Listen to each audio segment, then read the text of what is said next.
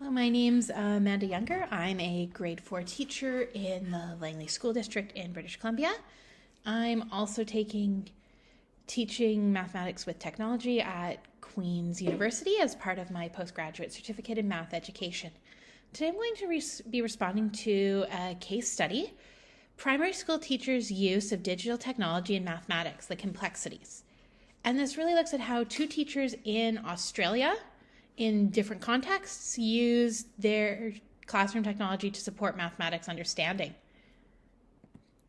So really right off the bat, the authors define the implementation of technology and what they mean by technology implementation. And their definition is implementation of technology is defined neither by the amount nor the type of technology used, but by how or why it is used.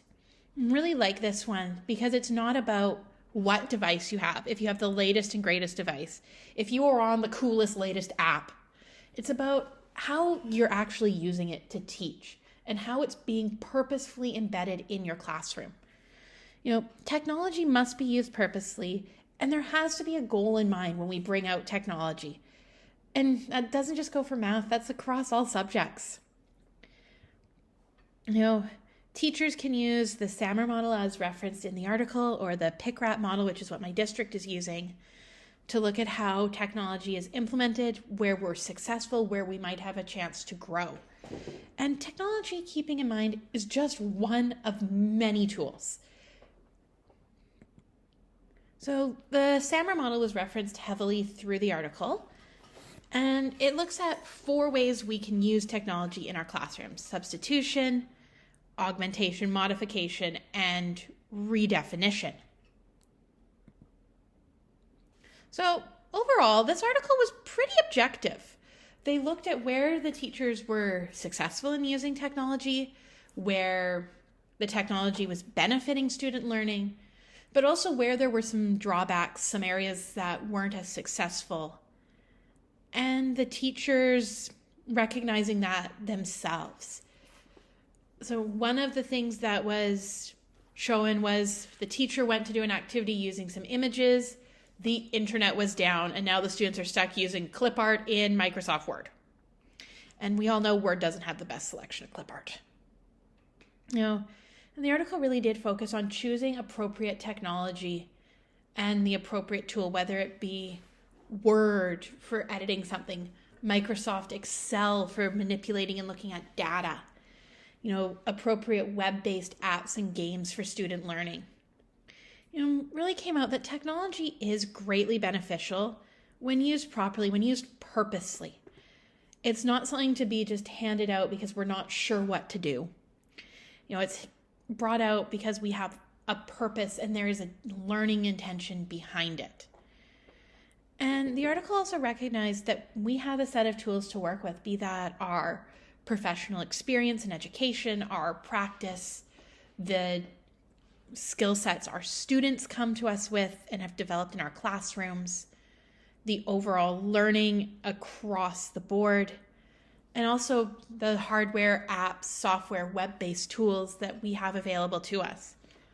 And we are choosing between devices, websites, and applications that are available to us. So my overall observations of this article was that they did focus a bit on student perception. And while some students recognized that there was a learning component in the interview pieces, it wasn't always clear that the students fully understood the mathematical intentions, but they did generally enjoy the technology piece. So that's something really for us to keep in mind, is that when we are bringing it out in math, is making that mathematical intention clear to our students. The lessons themselves were looked at, and a mix of whole group and small group instruction. That technology is powerful to support in both areas. And they did discuss the choice and availability of devices. Well, one group had a full class set of Chromebooks readily available to them. The other teacher was borrowing from other classrooms to get enough devices to do her activity. And the choice of apps and websites, teachers sticking for the most part within their comfort zone, but also beginning to expand out and giving students some limited choice in what apps they were using especially for review of skills. The article continued to discuss the supports available, with one school having an IT person on site several times per week, and the other school not having IT, as that being a very positive factor for the school that did have it and a drawback for the school that did not. And the availability of professional development came up, with one teacher having access to some professional development and the other it was not mentioned. So really the factors that came out affecting technology use in here is the availability of devices and having them readily available when you need them. Professional development was discussed as teachers need more of it in order to feel confident in implementing technology in their classrooms and using it regularly. Professional resources, there was discussion of a teacher journal or magazine as being an inspiration for one teacher's ideas. And even for us, in my school, we have the Carol Fullerton books. And while they have great activities and they are beautiful, wonderful, hands-on things, they don't always align very well with technology implementation. And, the apps and websites available, particularly for us here in BC, where things have to be FOIPA compliant, and that can be very limiting.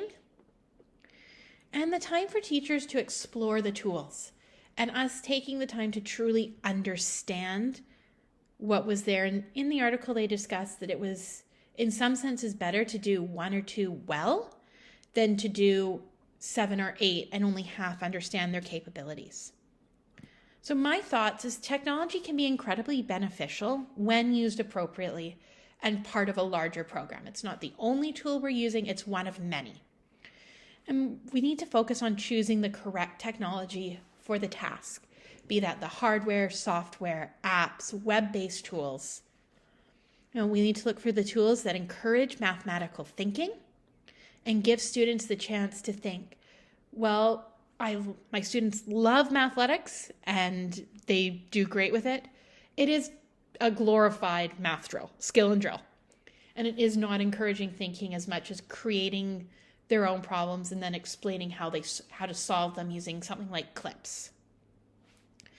It takes time to build proficiency with a tool and recognizing that we can't do all the tools at once. 1 or 2, do it well.